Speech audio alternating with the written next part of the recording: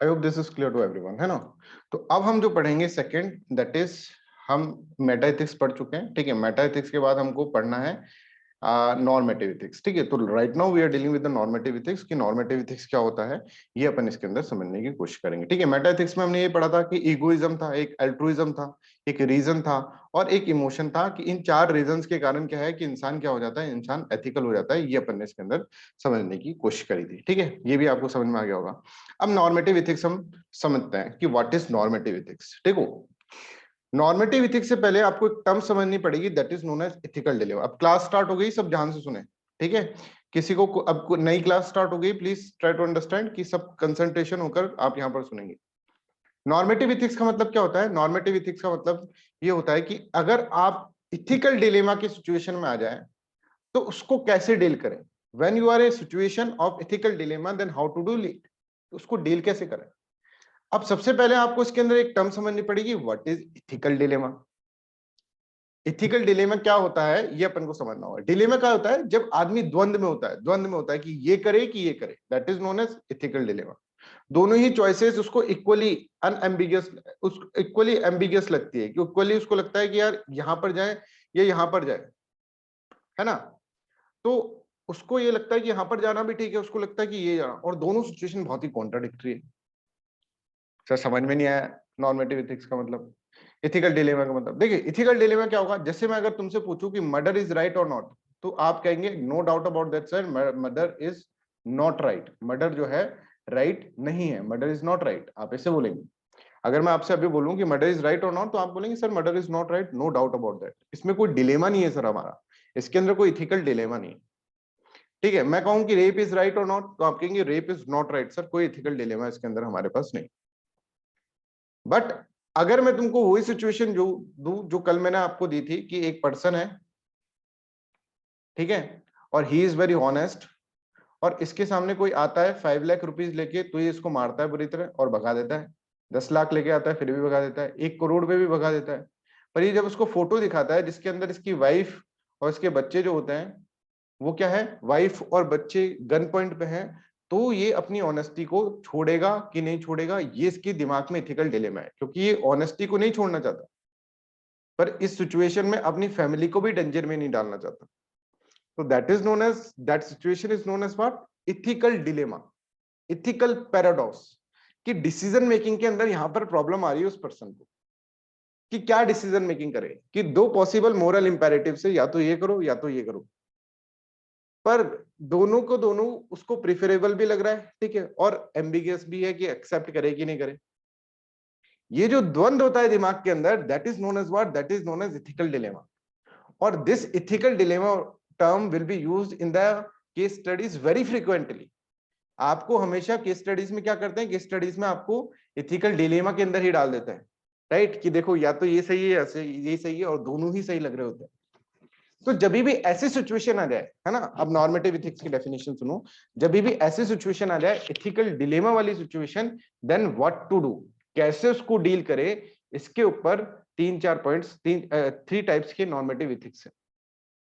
समझ में आ गया कि इथिकल डिलेमा की सिचुएशन आ जाए, अभी हम इथिकल डिलेमा के बारे में बात करेंगे, but try to understand this one. Ethical dilemma क्या है? एक सिचुएशन ऐसी है जिसके अंदर आप डिसीजन मेकिंग प्रॉब्लम आपके सामने आ गई है, कि या तो ये करे या फिर ये करे, ठीक है, और दोनों ही एक्सेप्टेबल भी लग रहे हैं, है ना, और अनएक्सेप्टेबल भी लग रहे हैं, दोनों प्रेफरेबल भी लग रहे हैं, कि यार ये करे कि नहीं करे। जैसे कि इस वाली सिचुएशन के अंदर, कि पैसा लें तो दिक्कत, ऑनेस्टी के साथ समझौता करना पड़ेगा साहब, पर नहीं ले तो भी दिक्कत। क्या दिक्कत? कि भाई इन लोगों की फैमिली जो होगा वो प्रॉब्लम में आ जाएगा। तो यहां पर आप देखेंगे इस सिचुएशन को कैसे डील किया जाए, that is known as what, that is known as normative ethics. और नॉर्मेटिव इथिक्स के अंदर भी 3 थॉट है, जिसके अंदर हम आगे चलकर पढ़ेंगे। फर्स्ट इज डिओन्टोलॉजिकल इथिक्स, है ना, सेकंड इज टेलियोलॉजिकल इथिक्स, और तीसरा जो है दैट इज वर्च्यू इथिक्स। कि जब भी डिलेमा की सिचुएशन में आ जाए, जब भी इंसान इथिकल डिलेमा में आ जाए, देन व्हाट टू डू, क्या करना चाहिए, ये हमें नॉर्मेटिव इथिक्स के अंदर ये डायमेंशन बताता है। एक बोलता है कि डिओन्टोलॉजी को फॉलो करो, एक बोलता है टेलियोलॉजी को फॉलो करो, एक बोलता है वर्च्यू इथिक्स को फॉलो करो, वर्च्यू की तरफ जाओ, वर्च्यू इथिक्स की तरफ जाओ, ठीक है। और तीनों ही इतने इंपॉर्टेंट है बच्चों, इसमें से टाइम टू टाइम क्वेश्चंस पूछे जाते हैं, और बहुत सारे क्वेश्चंस के अंदर पूछे जाते हैं। तो इथिकल डिलेमा की हम डेफिनेशन देखें तो नॉर्मेटिव एथिक्स की डेफिनेशन देखें तो how to deal with ethical dilemma. और इथिकल डिलेमा क्या होता है? Is a decision making problem. एक डिसीजन मेकिंग प्रॉब्लम है between two or more possible moral imperatives, neither of which is unambiguous.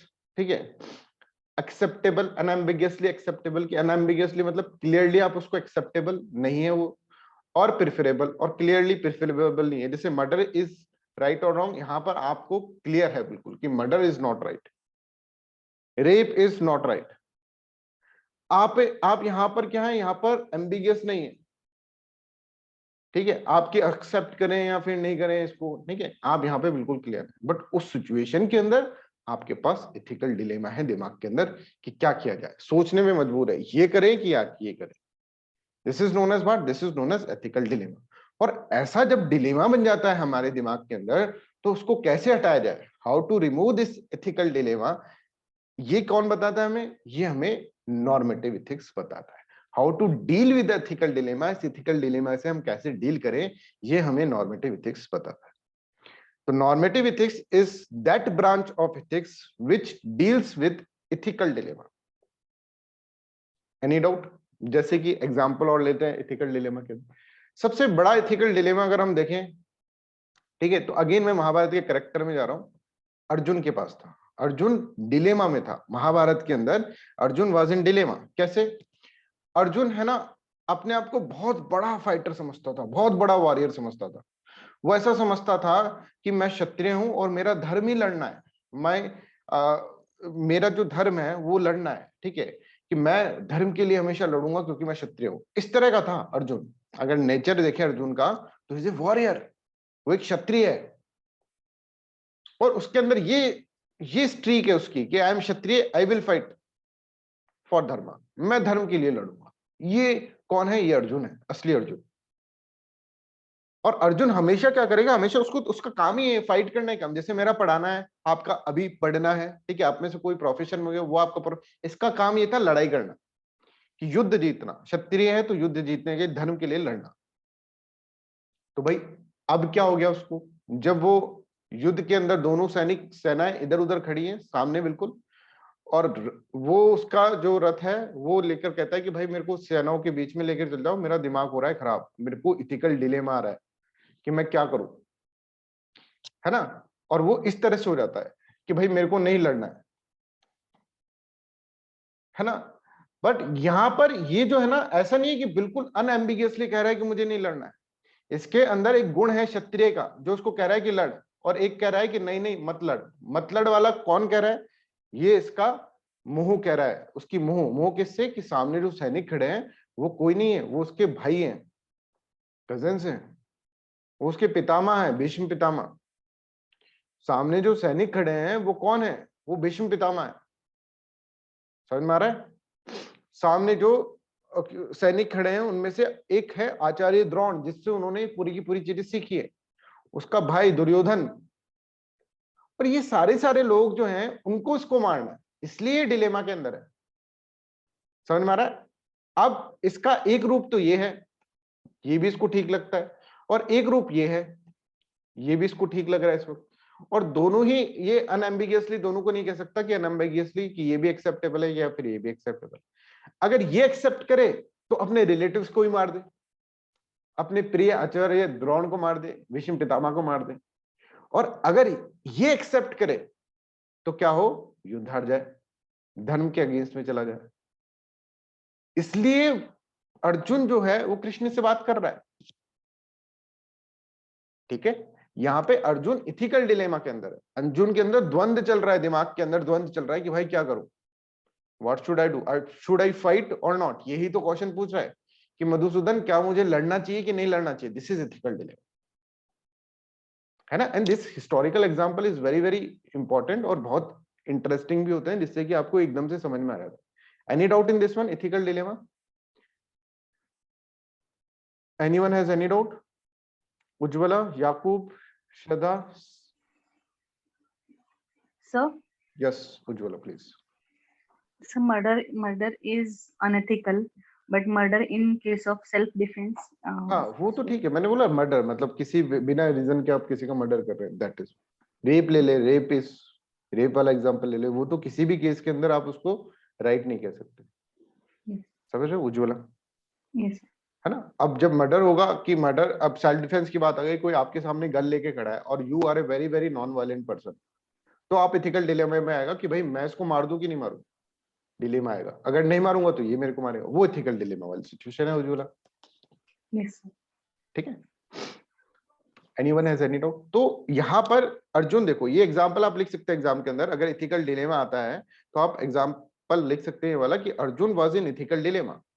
क्यों था इथिकल डिलेमा के अंदर? क्योंकि उसको एक तरफ लगता था कि हमको युद्ध लड़ना चाहिए, एक तरफ लगता था, अर्जुन को लगता था हमको युद्ध नहीं लड़ना चाहिए। और कृष्ण इस बात को भली भांति समझ रहे हैं कि भाई ये बंदा जो है ना बहुत ही ज्यादा डिलेमा में आ रहा है। एक तरफ तो बोलता है मेरे को लड़ना चाहिए, है ना, और एक तरफ बोल रहा है नहीं लड़ना चाहिए। और यही चीज जो थी इसी डिस्कशन में पूरा की पूरी गीता लिखा गई। अच्छा, अगर मान लीजिए ऐसा होता कि अर्जुन की जगह हटाकर हम रख देते हैं महावीर को, अर्जुन की जगह हटाकर हम महावीर को रख देते हैं, महावीर जैन। अब बताओ, महावीर जैन को या फिर गांधी को रख देते हैं या फिर बुद्धा को रख देते हैं, तो इनके दिमाग में कोई डाउट होता क्या? इथिकल डिलेमा होता क्या? बताओ बच्चों,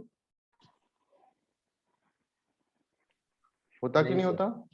no sir, आरजू, होता क्या? नहीं होता ऑब्वियसली। क्यों नहीं होता? इसलिए नहीं होता क्योंकि यहाँ पर तो नो क्या सर। है ना, नहीं होता। नहीं होता क्यों नहीं होता? क्योंकि यहाँ पर इनको पूरा क्लियर है महावीर को कि नॉन वायलेंस ही होना चाहिए। ठीक है, युद्ध नहीं होना चाहिए। महावीर तो बोल देंगे भैया युद्ध मत करो, आराम से बैठ के टेबल टॉक्स कर लो जो भी है, पर युद्ध तो मत करो। गांधी भी बोलते कि भाई वायलेंस तो मत करो, बुद्धा भी बोलते वायलेंस तो ना करें। अहिंसा परमो धर्मा लेकर चलते हैं तीनों लोग। और इसमें कृष्ण को भी कोई दिक्कत नहीं होती, कृष्ण भी कहता कि मत करे। पर कृष्ण के सामने अभी कौन है? अभी अर्जुन है, और अर्जुन बस इन्हें इथिकल डिलेमा, वो इथिकल डिलेमा के अंदर कि व्हाट टू डू और व्हाट नॉट टू डू। तो this is known as what? Ethical dilemma. तो इथिकल डिलेमा को आप क्या कहेंगे? It is a situation, it is a decision making problem, है ना। It is a decision making problem between two or more possible moral imperatives, two or more possible moral imperative, neither of which is unambiguously acceptable or preferable. और इस तरह की situation को when we are dealing this kind of situation, then this is known as what? Then this is known as normative ethics. उसको हम normative ethics बोलते हैं। That is known as what? That is known as normative ethics. For example, in Mahabharata, Arjun was in ethical dilemma whether he has to fight or not. ठीक है, इस तरह से आप एक लाइन के अंदर भी ये एग्जांपल दे सकते हैं, जिससे कि दिमाग के अंदर उनके क्लियर हो जाएगा, किनके? एग्जामिनर्स के, कि हाँ बच्चे को पूरा समझ में आ गया। अभी हम देखिए आंसर राइटिंग के अंदर डिटेल में करने वाले हैं, बहुत सारे आंसर राइटिंग करेंगे, राइट। तो उसके अंदर मैं तुमको पर्टिकुलर बताऊंगा कि इंट्रोडक्शन कैसे लिखना है, बॉडी पार्ट कैसे लिखना है, कंक्लूजन कैसे लिखना है, राइट। तो डोंट वरी अबाउट दैट। अभी सिर्फ थोड़ी दिन के लिए, 4-5 क्लासेस के लिए या 1 वीक दे दीजिए मुझे, आप सिर्फ और सिर्फ नॉलेज गेन करें, ठीक है। और उसके बाद फिर मैं आपको आंसर राइटिंग साथ साथ करवाता रहूंगा। ऐसा नहीं कि पूरा कोर्स खत्म होगा उसके बाद आंसर राइटिंग कराएंगे, नहीं, ठीक है। पूरा कोर्स खत्म होगा उसके बाद हम केस स्टडीज जरूर हम उसके बाद करेंगे, बट आंसर राइटिंग जो होंगे हम साथ के साथ चलते रहेंगे, राइट। और उसके अंदर पूरा डिस्कशन आपका रहेगा और सब कुछ आपका उसके अंदर कवर हो जाएगा, राइट। किस तरह से इंट्रोडक्शन लिखना है, बॉडी पार्ट लिखना है, कंक्लूजन लिखना है, ये होगा। तो नॉर्मेटिव इथिक्स हम समझ गए। Normative ethics is this one कि whenever there is a situation of ethical dilemma like Arjun is facing, then what to do और what not to do, that is known as what? That is known as normative ethics, ठीक है। तो normative ethics का हम कहेंगे is a study of ethical action, कि क्या सही होगा अर्जुन के लिए, क्या सही होगा, क्या नहीं होगा। डियोंटोलॉजी वाला बोलेगा ये सही होगा, टेलियोलॉजी वाला बोलेगा कि ये सही होगा, वर्चू वाला बोलेगा कि भाई ये सही होगा, ठीक है। तो it deals with the ethical dilemma and investigate set of question that arises when considering how one ought to act morally in a given situation. तो जो लेक्चर दे रहे हैं अर्जुन को कृष्ण, ठीक है, वो नॉर्मेटिव इथिक्स के बारे में दे रहे हैं कि देखो क्या करना चाहिए सिचुएशन में, you are in ethical dilemma. तो वहां जो डिस्कशन चल रहा है वो नॉर्मेटिव इथिक्स के बारे में ही चल रहा है, ठीक है। हमारा बड़ा टॉपिक क्या है? हमारा बड़ा टॉपिक है dimensions of the ethics, branches of the ethics. उसके अंदर पहला हमने क्या पढ़ा? पहला हमने मेटा एथिक्स पढ़ा। Meta ethics is that branch of ethics which is beyond ethics, ठीक है, जिसके अंदर हमको ये देखना है कि आदमी एथिकल होता क्यों है। और उसके अंदर हमने 4 चीज पढ़ा, इगोइज्म, एल्ट्रुइज्म, ठीक है, और फिर हमने पढ़ा इमोशनल, और फोर्थ अपन ने पढ़ा रीजन, इमोशन एंड रीजन। ये 4 अपन ने इसके अंदर पढ़े, फिर हम सेकंड ब्रांच ऑफ एथिक्स के ऊपर आए, नॉर्मेटिव एथिक्स के ऊपर, और नॉर्मेटिव एथिक्स को समझे हम कि वो एथिक्स है ये, ठीक है, जो कि क्या करता है, जो कि डील करता है किससे, that deals with ethical dilemma से डील करता है। फिर हम समझे sir what is ethical dilemma, और एथिकल डिलेमा हमने समझा कि एक ऐसी सिचुएशन, ऐसे डिसीजन मेकिंग प्रॉब्लम जिसमें क्या सही है क्या गलत है आपको समझ में नहीं आ रहा है ना, एक अनएक्सेप्टेबली बोला आप किसी को भी अनएम्बिगियसली एक्सेप्ट नहीं कर पा रहे सिचुएशन को, जैसे कि सिचुएशन है अर्जुन की, ठीक है। अब ऐसी जब सिचुएशन आ जाए तो तीन अप्रोच अलग अलग चीजें बताती है, डिओंटोलॉजी कुछ अलग बताएगी, टेलियोलॉजी कुछ और बताएगी, वर्चुअल एथिक्स कुछ और बताएगी, राइट। ये अपन को आज के लेक्चर के अंदर पढ़ना है। Anybody has any doubt? तो first of all we will consider deontological ethics. Deontological ethics क्या होता है ये हम समझते हैं। देखो डिओंटोलॉजिकल एथिक्स, ऑन्टोलॉजिकल एथिक्स, सबसे पहले this word is derive from Dion, Dion से बना है, ठीक है। डियोन का मतलब क्या होता है, ड्यूटी, ग्रीक वर्ड है डियोन, ड्यूटी, है ना, ये लिखना नहीं है बस आपको बता रहे हैं इससे याद है। ड्यूटी से मतलब कि आपकी ड्यूटी सुप्रीम है। डिओंटोलॉजी ऐसे बोलता है कि आपकी ड्यूटी सुप्रीम है, ठीक है, आपके मींस सुप्रीम है, राइट, आपकी जो ऑब्लिगेशंस हैं वो सुप्रीम है, जो रूल है वो सुप्रीम है, आपको हमेशा अपने ड्यूटी से बंधे हुए रहना चाहिए। एंड क्या है ये इंपॉर्टेंट नहीं है, आपकी ड्यूटी इंपॉर्टेंट है, मींस इंपॉर्टेंट है, अभी डिटेल में बताएंगे, अभी समझते जाओ धीरे धीरे कि एंड क्या है ये इंपॉर्टेंट नहीं है, आपकी क्या है ड्यूटी इंपॉर्टेंट है। आउटकम क्या आएगा दैट इज नॉट इंपॉर्टेंट, पर आपकी ड्यूटी इंपॉर्टेंट है। मतलब अर्जुन से बोलेंगे अर्जुन तेरी ड्यूटी क्या है, तो अर्जुन ड्यूटी क्या बताएगा, मेरी ड्यूटी तो भाई देखो, मेरी ड्यूटी तो ये है कि मेरे को लड़ना चाहिए धर्म के लिए, मैं क्षत्रिय हूं, मेरी ड्यूटी ये है। तो डिओंटोलॉजी वाले कहेंगे फिर बिना सोचे लड़, डिओंटोलॉजिकल वाले कि तेरी ड्यूटी है ना वो इंपॉर्टेंट है। बोले अरे आचार्य द्रोण मर जाएंगे, नहीं, आउटकम इंपॉर्टेंट है ही नहीं Arjun, only thing that is important is duty. तो ये एथिकल सिस्टम डिओंटोलॉजी का मतलब क्या होता है, ड्यूटी बेस्ड एथिक्स, मतलब your duty is important, your means is important, and result क्या आ रहा है, आउटकम क्या आ रहा है that is not important. Outcome को भूलो, एंड रिजल्ट को भूलो और तुम क्या करो, ड्यूटी के ऊपर फोकस करो।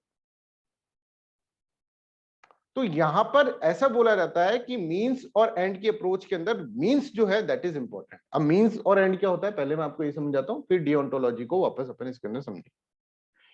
देखो एक होता है मींस, बच्चों कोई भी डाउट हो ना जल्दी से रेज हैंड कर देना, वैसे कोई डाउट रहेगा नहीं, इतने एग्जांपल दे देंगे। और एक होता है एंड, ठीक है। मींस का मतलब क्या होता है, साधन, जैसे मींस का मतलब साधन, और एंड का मतलब क्या होता है, एंड का मतलब जो लास्ट के अंदर आउटकम आया that is known as end, ठीक है। तो मान लीजिए आपको कोई इंस्टीट्यूट जाना है, ठीक है, कोई इंस्टीट्यूट जाना है, मान लीजिए आपको ये इंस्टीट्यूट है यहाँ पर जाना है, तो आप क्या करेंगे, आप कोई कैब बुक कराएंगे, तो cab will become your means. ये कैब एक जरिया है, एक साधन है, किसको अचीव करने का, एंड को अचीव करने का, ठीक है, तरीका है एंड को अचीव करने का, cab is just a means. Achieve क्या हो रहा है, आप यहां पर पहुंच जा रहे हैं, that is known as end, ठीक है। आपको जैसे एक और एग्जांपल लेते हैं हम, कि मान लीजिए आपको है ना एक सिचुएशन दी जाती है कि जिसमें जीडीपी आपको इंक्रीज करनी, you have to increase the GDP of the country, ठीक है। अब ये है एंड, ठीक है। इसके लिए मान लीजिए आपने सोचा कि यार जीडीपी इंक्रीज करनी, तो आपके दिमाग में एक आइडिया है, आपकी दिमाग की बत्ती जलेगी कि जो भी बच्चे हैं ना यहाँ पर, बड़े तो काम कर ही रहे, सारे बच्चों को काम पे लगा दो, चाइल्ड लेबर कर दो, तो अपने आप जीडीपी इंक्रीज हो जाएगी। तो यहां पर आपने तरीका क्या यूज करा है, जीडीपी इंक्रीज करने का, इंस्टीट्यूट पहुंचने का तरीका क्या यूज करा है, जैसे वहां पे कैब यूज करा था, यहाँ पे जीडीपी इंक्रीज करने का तरीका क्या यूज करा है, चाइल्ड लेबर, ठीक है।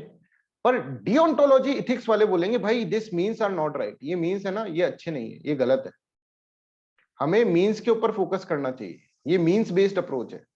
डिओंटोलॉजी बोलेंगे कि हमें एंड को ना देखकर हमें मीन्स को देखना चाहिए, means are important. Is this clear? तो डिओंटोलॉजी वाले इनको क्या करेंगे, इनको रिजेक्ट कर देंगे, इस सिस्टम को रिजेक्ट कर देंगे, ठीक है, कि जहां पर जीडीपी बढ़ाने के लिए आप क्या कर रहे हैं, चाइल्ड को लेबर पे लगा दिया, है ना। तो डिओंटोलॉजी वाले कहेंगे नहीं नहीं, ड्यूटी इज सुप्रीम, हमारे मीन्स इज सुप्रीम, हम इससे कभी भी समझौता नहीं कर सकते, ठीक है। तो व्हेनेवर, है ना, कि जैसे अर्जुन थे, अर्जुन इथिकल डिलेमा में थे कि क्या करूं, तो डियोंटोलॉजी वाले कहेंगे भाई सुन इधर आ, तेरी ड्यूटी क्या है, तो ये देख, तेरा इथिकल डिलेमा दूर करना है तो तू ड्यूटी बेस्ड अप्रोच अपना। ड्यूटी क्या है इसमें, ये देख, ड्यूटी मेरी क्या है, ड्यूटी मेरी क्या है, ड्यूटी मेरी है लड़ाई करना, to fight for dharma, ethics के लिए लड़ाई करना, तो मैं धर्म के लिए लड़ाई करूंगा बस, और कुछ मत सोच। बोले अर्जुन बोलेगा कि भीष्म पितामह मर जाएंगे, मरने दे, तू मत सोच वो चीज। इथिक्स, ये वाला इथिक्स ये बोलेगा डियोंटोलॉजी वाला कि मीन्स को पकड़े रखो बस, एंड अपने आप या तो आ जाएगा, ठीक है, या फिर अगर एंड नहीं आता, धर्म की अपने आप जीत हो जाएगी, एंड अपने आप आ जाएगा, जैसे हुआ भी। आप मीन्स को ना छोड़े, ठीक है। अगर आप इन्हीं बच्चों को, अब देखो सर कैसे, अगर आपको जीडीपी बढ़ानी है, आपने क्या करा, सारे बच्चों को चाइल्ड लेबर पे लगा दिया, पर अगर इन्हीं बच्चों को अच्छी शिक्षा और अच्छा हेल्थ दे देते तो जीडीपी तो अपने आप ही बढ़ जाती। तो यहां पर ये बोलता है कि अगर आप मीन्स को पकड़े रखोगे ना तो आपका एंड हमेशा अच्छा ही होगा। अभी यहां पर क्या होगा, यहां पर जीडीपी तो बढ़ जाएगी, फिर आने वाले 10 साल बाद या 20 साल बाद इंडिया की हालत बहुत खराब हो जाएगी। ऑब्वियसली चाइल्ड सारा लेबर कर रहा है तुम्हारा, ना पढ़ाई कर रहा है ना इनका हेल्थ सही है, तो obviously there will be situation जहां पर आपको एम्प्लॉयमेंट के लिए कोई लोग ही नहीं होंगे। Is this clear? तो यहाँ पर मीन्स जो है, डिओंटोलॉजी बोलता है कि भाई मीन्स को पकड़े रखो, मीन्स इज इंपॉर्टेंट। जैसे एक और एग्जांपल देते हैं इसके अंदर समझने के लिए, जैसे गांधी है और बोस है, ठीक है, गांधी और बोस। तो गांधी भी आजादी चाहते हैं और बोस भी आजादी चाहते हैं। इसमें मैंने एक शॉर्ट वीडियो भी बनाया था ना, 1 मिनट का, कि गांधी भी आजादी चाह रहे हैं और बोस भी आजादी चाह रहे हैं। पर गांधी क्या बोलते हैं, गांधी बोलते हैं मुझे आजादी किस कीमत पे चाहिए, वायलेंस की कीमत पे नहीं चाहिए। मुझे आजादी क्यों चाहिए, मुझे आजादी इसलिए चाहिए on the basis of non violence, non violence के बेसिस पे मुझे आजादी चाहिए, ठीक है। मुझे नॉन वायलेंस के बेसिस पे आजादी चाहिए, मतलब अहिंसा जो होगा वो मैं अपनाऊंगा और उसकी बेसिस पे मेरे को फ्रीडम चाहिए। सुभाष चंद्र बोस कह रहे हैं सर क्यों, तो गांधी ऐसे बोलते हैं भैया देखो बच्चा, मीन्स आर इंपॉर्टेंट, मैं नॉन वायलेंस को नहीं छोड़ सकता, नॉन वायलेंस मेरा तरीका जो होता है वो इंपॉर्टेंट है, तरीके में बहुत दम होता है। अगर मैं नॉन वायलेंस को लेकर चलूंगा तो मैं आजादी एक दिन पा जाऊंगा। ऐसा कौन बोल रहे हैं, गांधी जी बोल रहे हैं। वहीं नेताजी सुभाष चंद्र बोस क्या बोल रहे हैं कि सर अंग्रेज अभी संकट में है, जर्मनी जापान ने युद्ध कर रखा है उनके ऊपर, बहुत कमजोर हो गए सर, यही टाइम है हमें, यही टाइम है क्या कि हमें अंग्रेजों को मार के गिरा देना चाहिए। आप यहाँ पे क्या शांति का पाठ पढ़ा है, हमें अभी किसी से भी हाथ मिलाए, जर्मनी से हाथ मिलाए, हिटलर से मिलाए, चाहे जापान से मिलाए, हमें मीन्स की इंपॉर्टेंस नहीं है। फारसीवाद के साथ हाथ मिलाए या फिर नाजीवाद के साथ हाथ मिलाए, हमको इंपॉर्टेंट मीन्स की इंपॉर्टेंस नहीं है। हमें जो इंपॉर्टेंट है वो है एंड फ्रीडम, दोनों ही फ्रीडम चाहते हैं, both wants freedom. But Gandhi बोलेंगे मैं मीन्स के साथ समझौता नहीं करूंगा, ठीक है, मैं हमेशा नॉन वायलेंट रहूंगा। पर यहाँ पर सुभाष चंद्र बोस बोल रहे हैं सर मीन्स के बारे में सोच ही क्यों रहे हैं आप, एंड के बारे में सोचे, फ्रीडम। तो गांधी सेइंग कि will use non violence only, कि मैं नॉन वायलेंस यूज करूंगा, जबकि सुभाष चंद्र बोस बोलेंगे कि विट वॉट एवर मीन्स, हमको क्या करना है, हमको आजादी चाहिए, हमें मीन से क्या मतलब। Is this okay, any doubt in this one? तो deontology always focus on the means, deontology हमेशा मीन्स के ऊपर फोकस करेगी। यहाँ पे डिओंटोलॉजी को हम समझ रहे हैं, डिओंटोलॉजी हमेशा मीन्स को, डिओंटोलॉजी ऐसे कहेंगे अगर हम मीन्स हमारे सही रखेंगे, if you take care of our means, Mahatma Gandhi की सेइंग है, if you take care of our means then our end result will take care itself. End result तो अच्छा हो ही जाएगा अगर हम नॉन वायलेंस। अब इनका क्या मानना था, गांधी का क्या मानना था, अभी मैं ये नहीं बोल रहा कि गांधी सही थे या फिर नेताजी सुभाष चंद्र बोस सही थे, गांधी जी का क्या मानना था। अच्छा कभी भी वर्ड यूज करना हो ना गांधी कॉपी के अंदर, तो महात्मा गांधी लिखे या फिर गांधी जी लिखे, सुभाष चंद्र बोस लिखना हो तो नेताजी सुभाष चंद्र बोस लिखें, ठीक है, भीमराव अंबेडकर लिखना हो तो डॉक्टर भीमराव अंबेडकर के। ये सब चीजें भी बहुत मैटर करती हैं आपकी कॉपीज के अंदर, ठीक है। इतनी बड़ी पर्सनैलिटीज हैं, उनके अपन चरणों के धूल के समान भी नहीं है, और अगर हम उनके लिए इस तरह से रेस्पेक्ट नहीं देंगे तो that will create a problem for us, ठीक है। ये अपना एटीट्यूड भी दिखाता है, आंसर राइटिंग इज जस्ट एक तरीका है कि आपका एटीट्यूड देखा जाए किस तरह का आपका एटीट्यूड है, राइट, वो भी एक तरीका है आंसर राइटिंग का। एकेडमिक तो देखते ही हैं किस तरह से लिखा है, पर ये भी देखते हैं कि आपका एटीट्यूड कैसा है, ठीक है। तो I hope this is clear to everyone. Anyone has any doubt please kindly ask. ठीक है, तो यहाँ पर देखिए, if one take care of the means the end will take care of itself. एंड जो होगा वो अपने आप उसको क्या करेगा, टेक केयर कर लेगा. एंड अपने आप सही हो जाएगा अगर आप मीन्स को सही कर रहे हैं. ठीक है, अब इसी चीज को और हम थोड़ा डिटेल के अंदर पढ़ेंगे because this is very very important. But अभी तक कोई डाउट हो तो प्लीज आस्क मी. हम क्या पढ़ रहे हैं, हम पढ़ रहे हैं ब्रांच ऑफ एथिक्स. और ब्रांच ऑफ एथिक्स के अंदर हम पहला पढ़ रहे हैं मेटा एथिक्स. मेटा एथिक्स हम पढ़ लिए और मेटा एथिक्स के अंदर हम 4 चीजें पढ़े बच्चों कि मेटा एथिक्स का मतलब बियॉन्ड एथिक्स. इसका मतलब क्या होता है कि आप इथिकल क्यों हो रहे हैं. ठीक है, इथिकल क्यों हो रहे हैं, तो फर्स्ट पॉइंट इसका ये रहता है हम इथिकल इसलिए हो रहे हैं बिकॉज ऑफ द इगोइज्म, या फिर इसलिए हो रहे हैं because of the what, because of the your because of altruism. ठीक है, या फिर हम क्या हो रहे हैं बिकॉज ऑफ योर रीजन, या फिर हम क्यों हो रहे हैं because of emotion, out of emotion. ये अपना मेटा एथिक्स था, है ना. ये तो बिल्कुल सिंपल है, इसके अंदर तो बिल्कुल रटना ही है बस और कुछ करना नहीं है. पर normative ethics that is very important. Normative ethics जब हमने स्टार्ट करा तो नॉर्मेटिव एथिक्स के बारे में हम पढ़े कि normative ethics deals with what, situation of ethical dilemma. Ethical dilemma की जो सिचुएशन होती है उससे डील कर रहा है. एथिकल डिलेमा का मतलब क्या होता है, एथिकल डिलेमा का मतलब अ सिचुएशन जिसमें आपको 2 मोरल इंपेरेटिव्स है, मोरल इंपेरेटिव नंबर 1 और मोरल इंपेरेटिव नंबर 2, और आपको इनमें से चूज करना है. मोरल इंपेरेटिव नंबर 1 और नंबर 2 में से चूज करना है. और आप दोनों सिचुएशन के अंदर मतलब इनको एक्सेप्ट नहीं कर रहे हैं. मोरल इंपेरेटिव 1 को भी एक्सेप्ट नहीं कर पा रहे हैं और मोरल इंपेरेटिव 2 को भी एक्सेप्ट नहीं कर पा रहे. That is known as what, that is known as ethical dilemma. और एथिकल डिलेमा को सॉर्ट आउट करने के लिए नॉर्मेटिव एथिक्स आर देयर. और नॉर्मेटिव एथिक्स के अंदर पहला जो है दैट इज डिओंटोलॉजिकल एथिक्स, जो बोलता है कि भाई जब भी ऐसी सिचुएशन आओ ना तो हमेशा ये देखा करो ड्यूटी क्या है तुम्हारी, ड्यूटी ये ढूंढा करो और ड्यूटी के ऊपर फोकस कर लिया करो. इसके अंदर जो फिलोसोफर हम पढ़ रहे हैं, ठीक है, वो पढ़ रहे हैं महात्मा गांधी. और क्योंकि ये गांधीयन एथिक्स है तो हमें भी कॉपी के अंदर यही फॉलो करना है कि हम कभी भी आपको है ना कॉपी में फंसाया जाएगा, आपको एथिकल डिलेमा की सिचुएशन दी जाएगी कि ये करोगे कि ये करोगे, तो आप बोलेंगे साहब जहां ड्यूटी है ना वहां ढूंढ लेना चुपचाप कि भाई ड्यूटी कहां पर है, और वही आपको आंसर के अंदर लिखना है कि ड्यूटी क्या है हमारी, वही आपको देखना है आंसर. ठीक है, वही आपको लिखना है. अब चलो इसको ड्यूटी बेस्ड एथिक्स को मैं और पढ़ाता हूं आपको. एक सेंटेंस मैं यूज कर रहा हूं कि मीन्स का मतलब क्या है. मीन्स का मतलब एक तरह से आपकी ड्यूटी है वो, जैसे non violence is a duty. ठीक है, और एंड का मतलब क्या है, एंड का मतलब जो आपको मिलेगा, मतलब अधिकार मिलेगा आपको, राइट मिलेगा, कुछ ना कुछ चीज आपको मिलेगी एंड के अंदर. ठीक है, या तो जीत मिलेगी, जैसे अर्जुन अगर लड़ेगा तो उसको जीत मिलेगी, अगर वो ड्यूटी फॉलो करेगा तो उसको जीत मिलेगा, उसका ये अधिकार होगा, उसको जीत मिलेगा एंड के अंदर. आई होप दिस इज क्लियर. तो यहाँ पर मीन्स जो है उसका मतलब ड्यूटी होता है और एंड का मतलब क्या होता है, राइट होता है. अब हम एक सिचुएशन लेते हैं. देखो, डिओंटोलॉजी वाले ऐसे कहना चाहते हैं, डिओंटोलॉजी वाले, कि अगर तुम अपनी ड्यूटी को अच्छे से फुलफिल करते रहोगे तो तुम्हें अपने अधिकार आराम से मिलते रहेंगे. If your means are right then your end will be right. ठीक है, जैसे कि एक सिचुएशन में आपको देता हूं. जैसे ये देखिए, एक डॉक्टर है, डॉक्टर की ड्यूटी क्या होती है बताएं.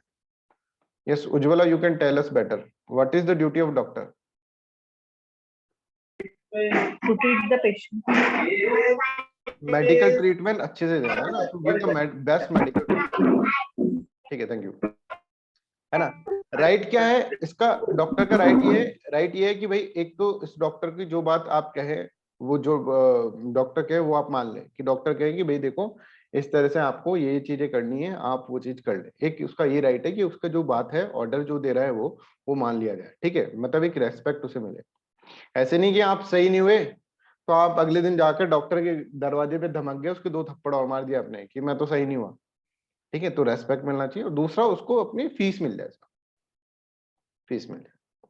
ठीक है, अब मैं आपको बोलता हूं कि अगर मान लीजिए डॉक्टर अपनी ड्यूटी को अच्छे से फुलफिल करेगा, अगर डॉक्टर मान लो अपनी ड्यूटी को अच्छे से फुलफिल करेगा तो उसको रेस्पेक्ट भी मिलेगा और फीस भी मिलेगी, उसका राइट सिक्योर रहेगा. अगर मान लो उसने ड्यूटी को अच्छे से फुलफिल नहीं करा, कोई पेशेंट आया उसने इसको सही से ट्रीट नहीं करा, तो अगली बार वो पेशेंट आएगा ही नहीं, तो उसकी राइट जो होंगे वो हैम्पर हो जाएंगे. if your means are not correct, if your duties are not correct, then you cannot enjoy your rights. Doctor अपने अधिकार जो होंगे तभी एंजॉय कर पाएगा जब वो अपनी ड्यूटी को अच्छे से फुलफिल करेगा. सेम एज फॉर टीचर, अगर टीचर जो है वो अगर सही से नहीं पढ़ाएगा तो स्टूडेंट्स के पास क्यों आएंगे? नहीं आएंगे, राइट? इतने सारे टीचर्स हैं, स्टूडेंट उसके पास ही क्यों आएंगे? नहीं आएंगे. तो अगर टीचर अपनी ड्यूटी को सही फुलफिल करेगा तो उसके राइट भी सिक्योर होंगे, उसको स्टूडेंट्स रेस्पेक्ट भी देंगे और उसको स्टूडेंट फीस भी देंगे. ठीक है, इस केस में हम देखते हैं कि अगर ड्यूटी को सही से फुलफिल कर रहा है डॉक्टर तो उसके राइट ऑटोमेटिकली गेट फुलफिल्ड, उसके राइट्स भी फुलफिल हो जाएंगे. ऐसे एग्जांपल लिखने होते हैं आपको, है ना? Like in relationship between the doctor and patient, if doctor fulfil his duty then its rights get secure. तो ड्यूटी और राइट्स आपस में क्या है? इंटरलिंक है ना. आप ऐसे नहीं कह सकते कि हम ड्यूटी को छोड़ो, ड्यूटी गई भाड़ में, हम तो राइट्स ही राइट्स हम एंजॉय कर ले. एंड के ऊपर फोकस कर देना ही. आपको एंड तभी मिलेगा जब ड्यूटी आपकी सही होगी. ये कौन बोलते हैं? ये बोलते हैं Mahatma Gandhi. This is what Mahatma Gandhi से. Yes please Ujjwala, please. यहाँ पर हम बैठे हैं इसीलिए. yes. Sir, once I had a patient, actually relative of patient. He has come to my clinic for the first time, and his father was critically ill. The way he has told me the symptoms of his father, situation of the father, I came to know that he is either in a deathbed or already dead. Okay. So in that case, we cannot give the death certificate if we are seeing the patient for the first time, or if we are if we are dealing with the dead patient. So it has to be either postmortem or he has to be consulted in the hospital first, and after that he can get the certificate. Yes. But if I know the patient well and his criticalness, so that in that case I can give the certificate. But the person has come to me and he was like he was forcing me to visit the patient at his home. But I denied at that time. For a time being, I was in a dilemma. Because I was like I should go and see the patient, but on the other hand there was also a medical legal concern. Yes. Because if I go and I give the death certificate, so either it will be invalid or it will be unethical. More than invalidness, it will be unethical because I don't know the reason if he has murdered or suicided or anything else. So I didn't went. For a time being, I was feeling bad about that I मैं गई नहीं patient देखने के लिए ऐसे. But then I thought कि no, medical legal means are more important than this emotional thing right now. Okay. So that was the case I was like. Okay. So in this case, you followed the duty, I think, right? I followed like duty of a doctor. मैं गई नहीं. Okay. मैं गई नहीं. Because there was a medical legal concern, because I was not knowing the actual reason of the death. So either it can be a murder in some case, like ऐसा होता है, like तो वो मुझे लगा कि मुझे पता नहीं है. And then I asked him to take him to the hospital, but he was not ready. He was like just forcing कि आप चलो. So मुझे वहां पर थोड़ा सा डाउट आया क्योंकि उसको मतलब डेथ सर्टिफिकेट की वजह से these people force us to come with them. Okay. So I denied. तो वो एक कंडीशन था मतलब. Okay, fine. तो मतलब you are not on the duty that time, right? Hospital में नहीं थे आप, हॉस्पिटल के अंदर नहीं थे. हाँ, मैं क्लिनिक में थी. I was in the clinic, but मैंने पहले पेशेंट को कभी देखा नहीं था. मतलब for the first time directly the relative has come to me. Okay, okay. और वो he was forcing you कि आप उनको डेथ सर्टिफिकेट दें. हाँ, मतलब he was not forcing. He was like he also was a pharmacist, so he was like knowing about the things. I told him, I explained him the thing that medical legally I cannot come with you. So he was like मैं तो वो मुझे बता रहे थे कि आपको आना चाहिए, डॉक्टर का फर्ज है ये. So I knew कि डॉक्टर का फर्ज है, but मतलब फर्स्ट से पहले भी आगे भी चीजें आती है, हाँ, तो बट पूरा प्रोसीजर होगा तभी यू कैन गिव प्रोसीजर होगा या तो ही like I can so go. Obviously whenever they, मतलब जो प्रोसेस पीछे का नहीं हुआ है तो उसके अंदर आप बीच में नहीं आ सकती हैं, ठीक है। हाँ हाँ, तो तो वो एक इन दैट कंडीशन था जब सिचुएशन ये। पहले वो प्रोसेस होता है तब आपका, देखो क्या होता है कि स्टेप वाइज चलता है चीजें, मैं बताता हूँ इसके अंदर अच्छा चीज है आपका ये, जस्ट गिव मी सेकंड। सब स्टेप वाइज होता है। मान लीजिए पहला स्टेप कुछ है, उसके बाद आपकी एंट्री है, स्टेप 2 के अंदर आपकी एंट्री है। तो अगर आप स्टेप 1 के अंदर एंट्री ले लो, स्टेप 1 के पूरे होने से पहले अगर आप एंट्री ले लोगे तो that will be consider as unethical. समझ रहे हो उज्ज्वला? हाँ जो भी ये है स्टैंडर्ड प्रोसीजर, ऑपरेटिंग प्रोसीजर्स होते हैं, उसके अंदर स्टेप 1 में किसी का काम है वो पूरा होगा, उसके बाद ही स्टेप 2 आपका आएगा। अगर आप स्टेप 1 से पहले ही आप अगर जा रहे हैं उसके अंदर तो इट विल क्रिएट प्रॉब्लम, ठीक है, it will be considered as unethical, उसको अनएथिकल कंसिडर किया जाएगा उज्ज्वल, हाँ है ना। तो मतलब whatever you have done कि आपको पहले स्टेप 1 क्लियर करना चाहिए, देन ओनली स्टेप 2 के ऊपर आएंगे। स्टेप 2 में हमारा नंबर आता है तो हम स्टेप 2 के अंदर जाएंगे। देन अगर आप नहीं गए होते स्टेप 2 के अंदर कि स्टेप 1 हाँ, क्लियर है पर आप स्टेप 2 के अंदर नहीं गए होते, तो then it will be considered as unethical from your side. Yes ठीक यस। है, ओके ओके। सो सबको ही समझ में आया कि किस तरह से हम इसके अंदर दे रहे हैं। तो इस वाले केस के अंदर राइट क्या था, डॉक्टर का ड्यूटी क्या था? डॉक्टर का ड्यूटी ये था, देखो डॉक्टर का ड्यूटी ये था कि भाई ट्रीट करे पेशेंट को, ठीक है, ट्रीट करे, ट्रीटमेंट दे, medical treatment, best medical treatment दे। और इसका राइट क्या था कि उसको फीस मिले।